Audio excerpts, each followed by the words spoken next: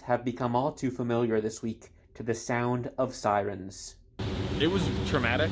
The death of 2 students in as many days. As a freshman myself, I can feel this loss in the community because they were one of our own. And that grief is a natural, predictable consequence of love. Dean Brian Conkle has the responsibility of leading Hendricks Chapel through far too many Syracuse community deaths. And grief has a ripple effect that impacts so many different individuals. Both of these deaths, a shot in the heart for a campus already trying to get through a pandemic. Here at Hendricks Chapel, undoubtedly this week we would have gathered people together here in this space as we typically do. Instead, the chapel's pews are empty, the lights off, the aisles quiet.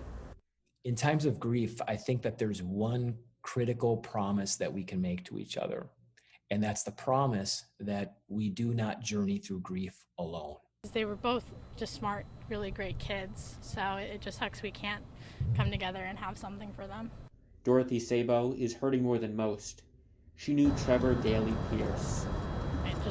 It's hard seeing someone one day and then the next they're just gone. The act of being together would mean the world.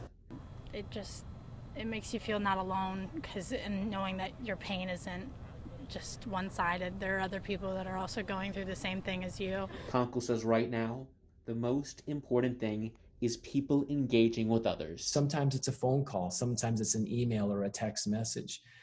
It's really about the connectivity of those relationships that I would say helps us to see that we're not alone. Giving Dorothy just some comfort, a small memorial right outside Hendricks. So seeing that just reminded me that everyone knows what happened and he's not forgotten, and yeah. You can't